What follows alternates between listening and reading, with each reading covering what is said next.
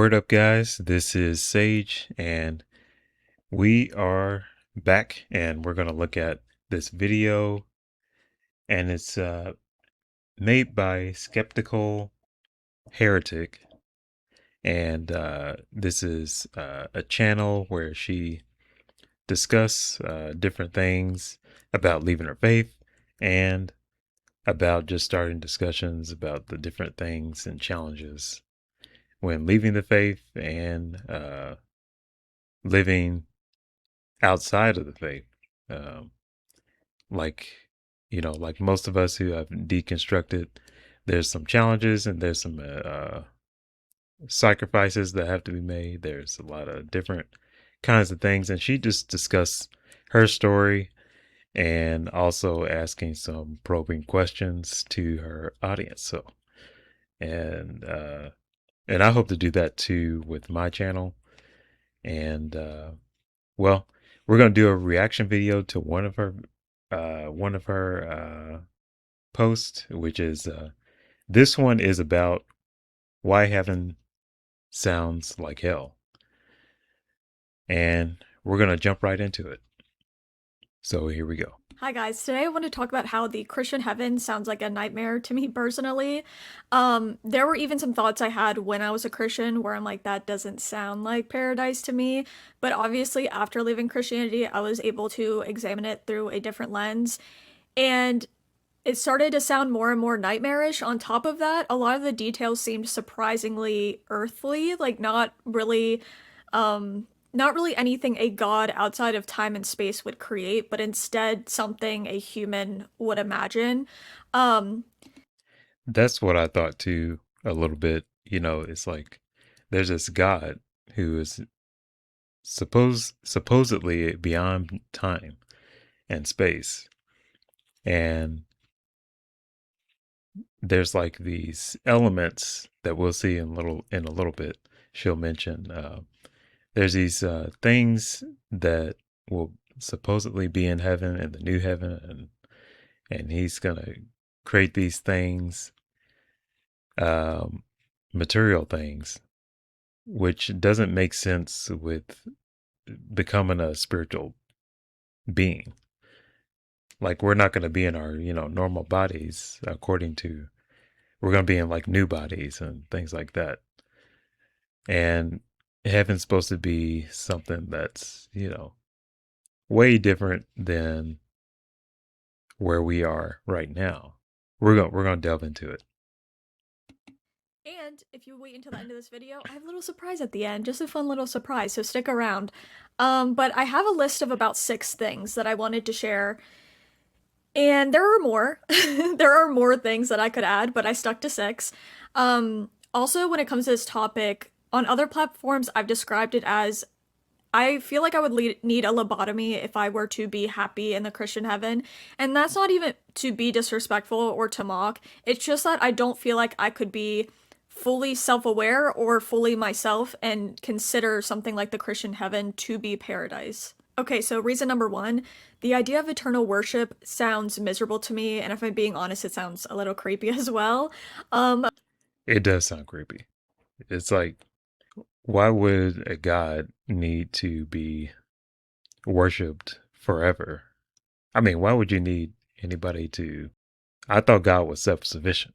I thought he was like, I'd rather see God as a very Sigma kind of guy, you know, where he doesn't care if you worship him or not. He just wants you to be good, you know, and be a good citizen and just, if you don't love him, hey, you can do your own thing, whatever.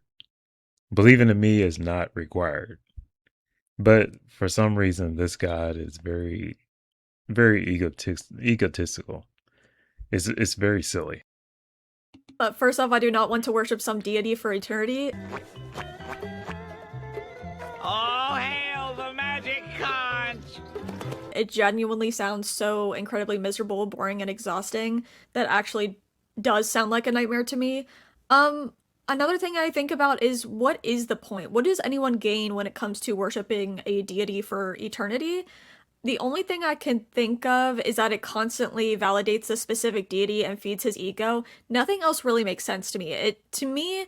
It makes God look narcissistic and obsessed with validation and getting constant praise, which if you are a perfect God, I am just not sure why you need that. I really don't know. Um, Right. It doesn't make any sense at all. Yeah, we can give you credit, that you created everything. Well, this is a whole nother issue. He created everything, but it was full of struggle and strife and disease and illnesses and all kinds of craziness that he decided the punishment would be on all of us from two people instead of punishing us case by case. Yeah. you're telling me he created people to live a short amount of time, and sometimes the short amount of time is extremely hard and miserable for people. I would say maybe for most, especially if people, don't have the resources to live a healthy, happy life. So he creates those people. Some of them suffer their whole lives, then they die, and then the whole point is they go to heaven and then worship him for eternity. Um, and people expect me to believe that isn't egotistical. I don't think I could even come up with something more egotistical than creating these these beings that are so below you that are constantly giving you worship and validation for eternity. I can't think of something more egotistical than that. And I've That is so that's so crazy. It's it sounds like a human made all this stuff up. Think about it. It's a very weird kind of thing for a being that's so high up. He really he doesn't logically he doesn't require people to praise him to feel him. Uh but that's what was written down. heard a lot of Christians say that the worshiping is for you guys, not him, which never sounded like it made sense to me, and I don't think it does make sense because before God created us, we didn't have any wants. Like there was nothing we didn't have a want that God wanted to fulfill because we didn't exist. So to say that you're doing it for a being that doesn't exist and didn't have to exist doesn't make a lot of sense to me. We didn't have any wants. We weren't conscious and having any wants. Um, and so people are always telling me that God doesn't actually need worship and we need worship. And it just never sounds coherent to me, if I'm being honest. And if they say something like it benefits us and makes us whole and pure, again, if he created us, we didn't need to worship because we we didn't exist, therefore we had no needs, like what I said. Um, so it just seems like heaven is built upon this authoritarian system, which would be like an authoritarian system by definition. It's very much it's very it's very much plainly built on human concepts because of the imagery in heaven as well when it comes to kind of the worship aspect, and like he's a king and he rules over everybody and you're his subjects and you just bow down to him all day. To me that's a very like ancient times visual of what they like. It definitely reflects the culture during that time. The thinking and the way the world was back uh you know years and years ago.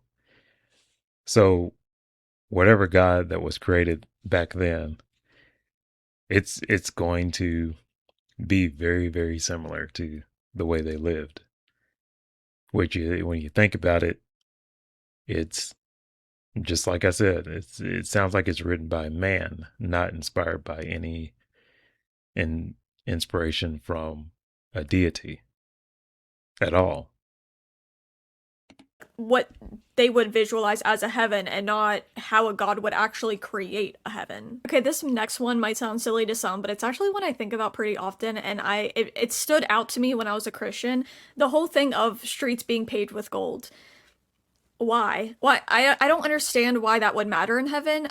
It's always been so strange to me, even as a Christian. And I'm not even someone who really cares about stuff like gold, so why would I enjoy it in heaven? At the very least, or very most, I just care about my jewelry, not tar. It's funny. It's really funny. Gold, and it's a earthly mineral. It has value down here with us, but not. Why would it have value up in heaven? It doesn't make any sense. Now, some would say metaphor or whatever, but saying that that I would think that there would be something way more valuable than gold all over the place.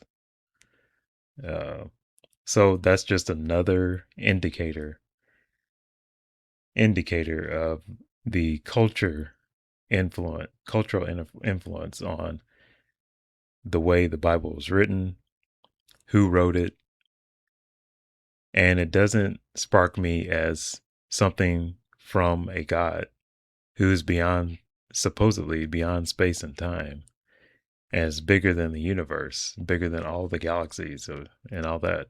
He would point to gold. It's weird. It doesn't make any sense. Varnishing. I just don't care about stuff like that or diamonds or anything. So it kind of like to me it's a very human concept because they're not really thinking, "Oh, what if someone doesn't even give a single crap about this like materialistic stuff? What if Right. What if you don't care about gold? What if you don't care about things like that? All you care about is, your health. What is going to be accommodated for us minimalists? uh, what do you do about us? What is your promise to us? What if we don't like clutter? What if we don't like, uh, some people, we don't care about jewelry. We don't care about name brands. Imagine God saying, "We're gonna have name brands up here. We're gonna have Gucci, all the Gucci you want." It just doesn't make sense. someone hates the color of gold? That's part of their personality is hating this kind of look. Um, but it's so contradictory to me because we're always told that you shouldn't value earthly and materialistic things or riches. Um, and the only reason that gold is valuable on Earth is because it's rare, like relatively rare. So why is it valuable in heaven? I don't know what would make it valuable in heaven besides the fact that people might just view it in a materialistic kind of way that that's a symbol for status or whatever. It's very weird to me that we're being rewarded with materialistic objects. Um that messaging doesn't make a lot of sense if it's coming from a god who's beyond time and space. Again, to me it seems like that's coming from a very human position of that sounds good, who doesn't like gold? um like who are we trying to impress with the paved roads with gold? Who is this for exactly? It's like, who's gonna be impressed by this? Like, oh, you're gonna reward us with cars and crystals, and I would be thinking when I walk into heaven, I would be like, I thought we were gonna be getting things that we haven't seen before. Uh, that would impress me a little bit. Things that are way more extraordinary than our earthly material things. You just got to really think about it. It's really strange. And also I just kind of imagine it looking like Trump redecorating the White House with all of that gold that looks, in my opinion, very gaudy and tacky. Um, to me, that's not the vision of paradise. That's not the vision of something so beautiful. It seems more, I don't know. It's like boring. Like that's like earthly things. I just wouldn't care about that. And I need to put this disclaimer because I know people will rush to my comments and be like, that's not what heaven really is. It depends on the Christian you ask. So if this isn't your interpretation of heaven, that's fine. Then I'm not talking about your version of heaven. This is a good point. Like, there's different The Mormons have a different vision of heaven. And if you say, well, they're not Christian, well, okay. Different Christians have different visions of what heaven is or how they interpret what the Bible says heaven is. This just points out the same thing that that we've been pointing out is that it's a very human written book, it seems. And you can tell that because there's different views about hell. There's also different views about heaven. And one person says that they're right about it. They're 100% true about it. They have the ultimate, uh, translation of what our interpretation of what heaven is and what hell is. You got different views on hell, different views of uh, what it says about what's going to be in heaven and how everyone will get there. Even there's even different routes that people prescribe how to get to heaven within Christianity, not just Mormon and all the other variations, but different denominations have their own view about it. So this makes it even more evident that this is a not a very clear, concise book, which is kind of pointing to this is just a book written by men. That's fine. Then I'm not talking about your version of heaven. But these are just different things I was told about heaven throughout my life. So if it doesn't apply to you, don't bother with it. But number 3 is one of those things where some Christians say this, some don't. I guess it's how you interpret things or what you've been told. Number 3 is some Christians say that you will not recognize your loved ones. I would say this was kind of the minority opinion for me growing up, although I went to a private Christian school, kindergarten through 6th grade, and this is something I was told by my teacher, and I don't, that we weren't going to recognize any of our loved ones, and I don't know if they were really supposed to tell me that, like that was a school's stance, or if that was just that teacher's stance, I really don't know, but I know that my family believed that you would recognize your loved ones after you go to heaven, but this is just talking about if we wouldn't recognize our loved ones once we went to heaven. Um, that idea is so silly to me. Well, let's be honest, like, I know we don't have proof or any of this, so you could say it's all silly, whatever. But it doesn't seem that in itself. I feel like wouldn't make. I feel like it would lose its appeal. Heaven would lose its appeal, is what I'm trying to say. Yeah, if you're looking for your loved ones, um, a lot of people look forward to seeing their loved ones again, especially the mothers or their fathers and uh, great grand, you know, everyone um, has an expectation, depending on your interpretation of heaven. But either God's going to be like, Men in Black and flash your memories away of what they look like and everything. And as soon as you get to heaven, you don't really remember anything. You just have he gives you new memories or something like that. But people want to remember their loved ones. And so some people have the view where people will remember their loved ones and will see them the way that they saw them on earth. So they'll recognize them. But that's speculation, and it's a very human thing, to do. And it just depends on your interpretation. Um, and what? Because you wouldn't have you wouldn't have any memories of your past loved ones or relationships. And are you even yourself?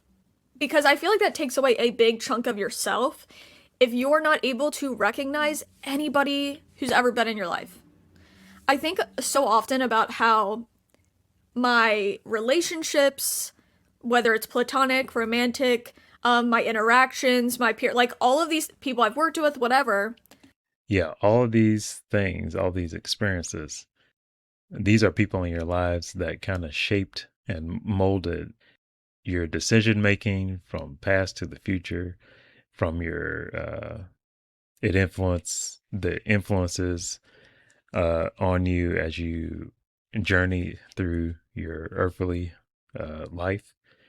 And these people are very valuable in that they helped uh, mold you into the person that you are.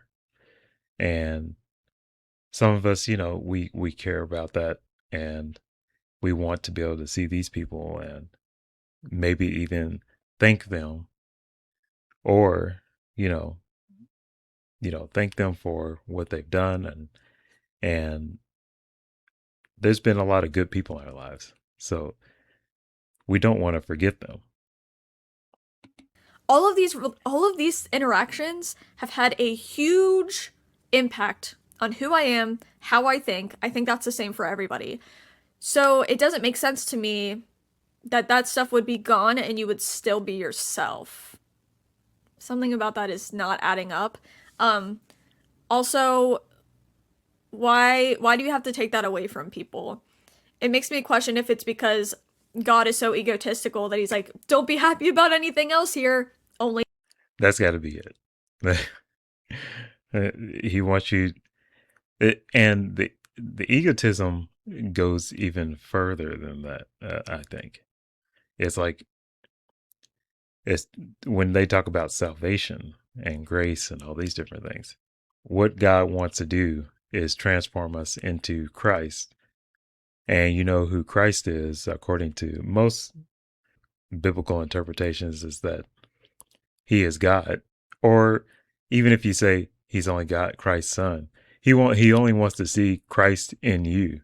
He doesn't want to see you. He wants to see Christ. He wants to see himself. He wants to see a mirror. So basically your goal is to be like Christ. And not only that, he wants to see Christ in you. He doesn't really want to see you. That's how egotistical this God is. He hates us that much. I mean, he says he loves us, but he doesn't love us. He wants us to be transformed into Christ. pay attention to me is the vibe I'm getting from that. Um, and yeah, I would argue if that were the case, you would be losing a giant chunk of yourself. I don't even know if you would be yourself. Um, and I feel like it destroys the one attractive thing about heaven to me. Um, there's honestly not a lot that heaven offers to me that I feel that is like so great. The only thing that I do wish is to see loved ones again. And I'm not saying I know what I would want that to look like or how long that would last, whatever. But that was the one thing to me that was super appealing because I don't know, I've had people in my life die early. I had somebody I was close to in high school die early at 17. My dad died when I was like 21. Things like that. I so badly when I was a Christian. That's one thing that really like kept me going was this idea that I would see them again. And if you remove this whole thing of you are not going to be reunited with loved ones, and instead you're just gonna forget who they are, I don't want to go there. Why would I want to go there? Like, what? That sounds that what is the point? I just don't understand what the point is. If that's the case. And it's also a very depressing thought that God would wipe our minds of our loved ones. I think I would rather just not exist anymore, if I'm being honest. But I'm guessing some people believe this, that you don't remember your loved ones. They say you won't remember your loved ones because it kind of takes away the question of, well, what about your loved ones that are burning in hell? And I think this cleans that up nicely. It's like, well, you're not going to remember anybody, so you're not going to care if your dad, your husband, your child is burning in hell because we're not going to remember anyone. Does that even sound moral? That doesn't even sound moral to me. It doesn't even sound good to me. Forget your loved ones that are burning, for all eternity. I mean, to erase your mind so you don't have to think about it. God really just wants you to think about him. He really just wants you to focus on him. Don't forget the people that you loved throughout your life and that didn't and weren't even that bad. They just didn't believe the right thing and went to hell.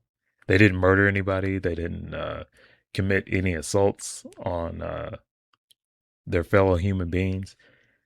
They stood up for people. They were a positive influence on your life. And the thing that sent them to hell was just not believing in a person, which is outside of a moral thing, like lying or stealing or but you got people who do trivial things that like maybe they lied or maybe they it says in the Bible that if you even commit one sin, you committed them all, which doesn't make sense either.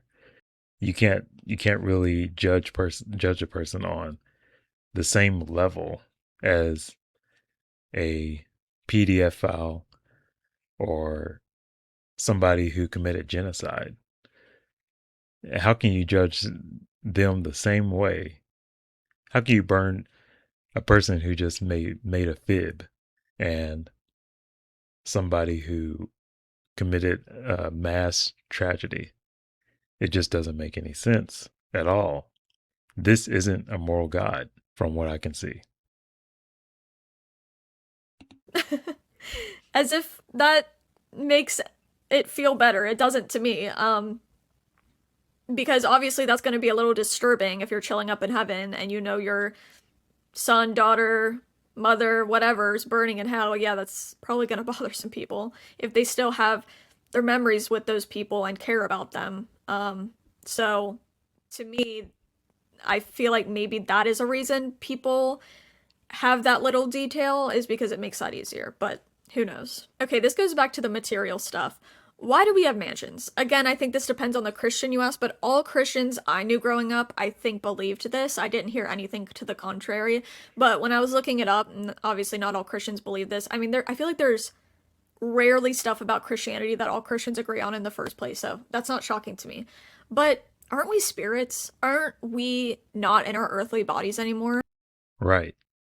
Aren't we well, actually the scripture isn't even descriptive about this.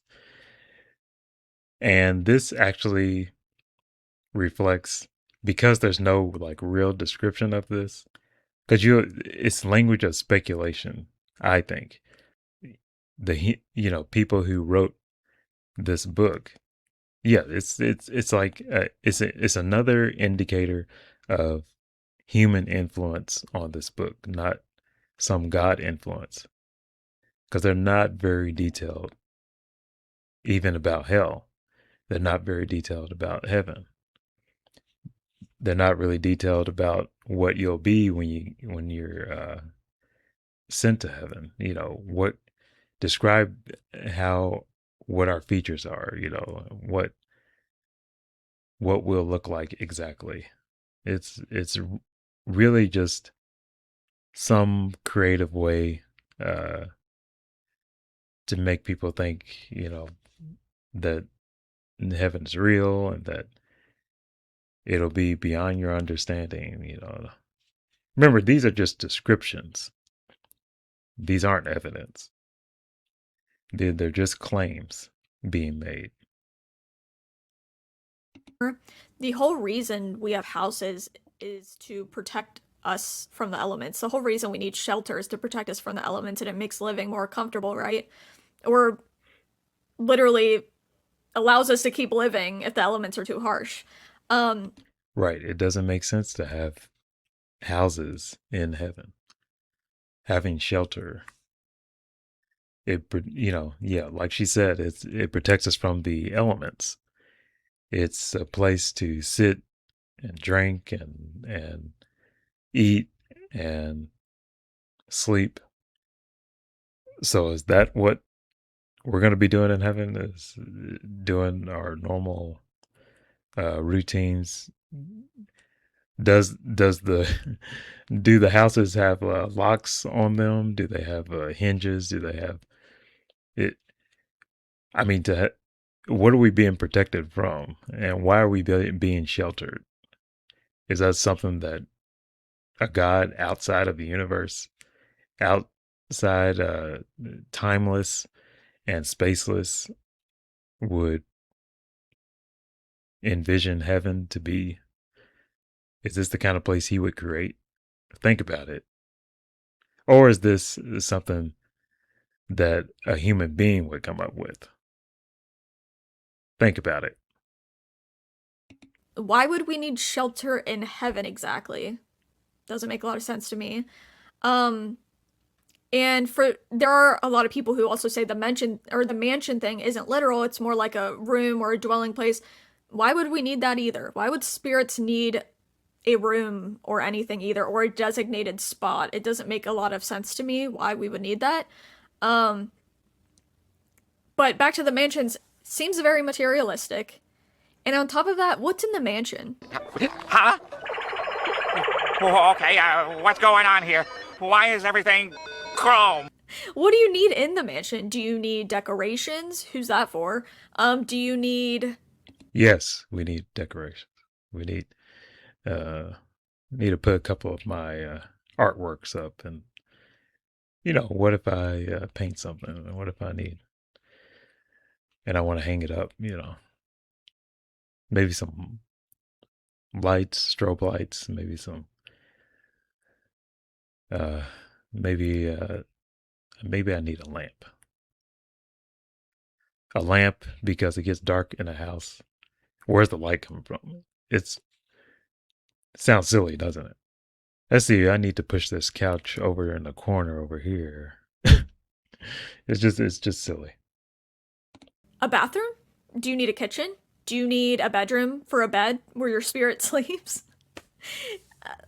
What's in the mansions? I don't know what you would even put in the mansions. To me, this is just very like a basic human being like, people love mansions. So if someone wants to live in paradise, give them a mansion because that's what people like. People like to have big mansions. Like that to me, that's just such a human thing and not something an all-powerful God would create because it's just to me it seems so limited and materialistic and so earthly. Why Sounds very human, doesn't it? Human written, human imagination, uh, very influenced by our culture. Well, it's been influenced by every culture as the Bible travels its way throughout time, the human time. Lots of things changed. Their vision of a back then of a mansion, and then our vision of a mansion. So, yeah. why is that in heaven? I also I've heard people say this before and people have mentioned the fact that and this is I'm sure obvious to most, but that throughout the years people have done this. They've convinced especially like poor people that they don't have to worry about gaining riches or they don't have to care about being poor or they don't have to care about like people hoarding wealth because, we promise that when you die, you will get a mansion, you will get gold, you will get everything you want. All the materialistic stuff that you missed out on in this life, we got you. Which is a cope. It's a cope for those, and it's an excuse to not help everyone that we can help. This is something that we have a responsibility in, I think, is to help those in need.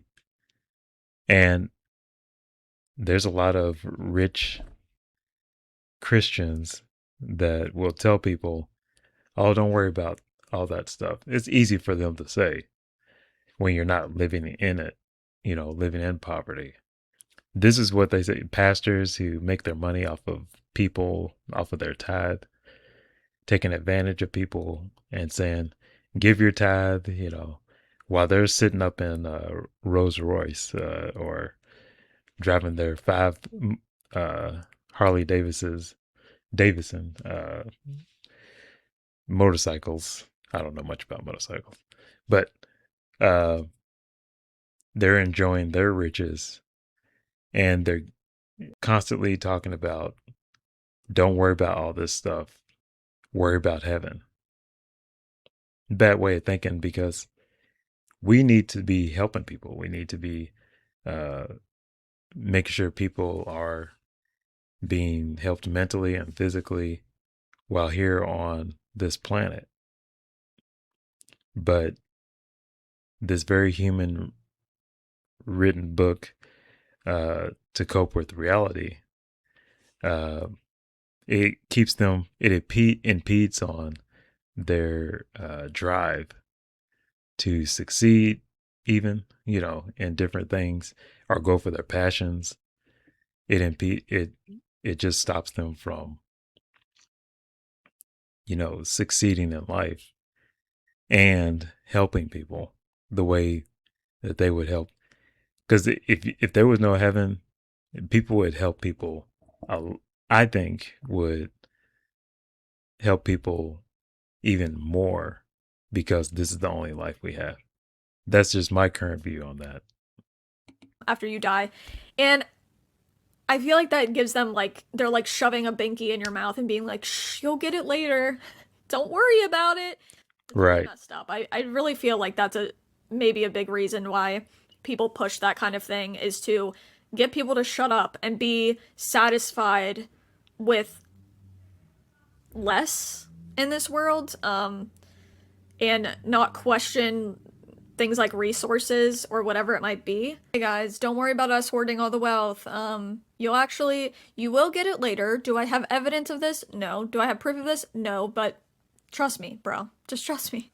You'll get it later. Exactly. That's exactly what I was talking about. It's it's making people hang on to this fiction and just actually keeping them stagnant and keeping them where they are. Now, I will say, I will be fair. There are a lot of Christians who do help people. Even when I was in the faith, a lot of us didn't just go out witnessing. We actually fed people. We actually handed out lunches. We actually tried to get people resources and things like that. I just want to point that out. But when you're only worried about eternity, well, a lot of preachers of liberation theology, the ones who have the riches and everything, they tell their followers who are poor to stop worrying about being poor and worry about serving God when they have enough money to cover all these people's bills. Isn't that crazy? It's crazy, right? Okay, number 5 is living for eternity. Now, to me, this sounds very exhausting. I know some people like this idea, but for me, as a full grown adult now, it sounds very unappealing to me. I think people are also more likely to find this exhausting or the idea of it to be uncomfortable, especially if you're someone who has struggled emotionally, mentally, those kind of things where you're like, the idea of being in my own brain for eternity sounds exhausting. And this is coming from somebody who has struggled with mental illness my entire life, like severe depression. And I know some people could say, I know the Christian argument could be like, well, all of that is taken away in heaven. But if you take away every single thing that has caused you pain or struggle or whatever, are you still continuing to be yourself? What parts of yourself still remain? What parts disappear? And I'm not saying people are their mental illness, obviously, but it does shape who we are as human beings. So it makes me question a lot of that. Like, what are you removing when you remove that? Do you? Yeah. It's and there's not a lot of detail on this in the Bible. There's not a lot of, what is your mental state when you get to heaven? Is it just, you know, where he erases all your memories and you're not even yourself anymore? We're just, earlier I was saying God wants you just to remember him. So he only wants you to focus on him. So he doesn't even want you to be yourself. He doesn't even want to see you. He wants to see Christ. Christ's heart, Christ's mind and abilities. He wants to see Christ's behavior. He wants to see himself, not you. I'm going to end it here. If you want to see the rest of the video, just check out her channel, Skeptical Heretic, Skeptical_Heretic, and you'll see her channel. She has a really good channel. She talks about different issues and everything to do with leaving the faith, and also different different topics on life. And I think if you're interested, just check her out, subscribe to her channel. Make sure to subscribe to my channel, where we discuss kind of the same things about life and about life after faith, and a lot of reflection and a lot of questions that sometimes are unanswered and or never pondered on before. So that's my goal, to seek truth, not things that comfort, but things that reflect reality, trying to be more reality based and everything. So I'll see you guys later. Peace.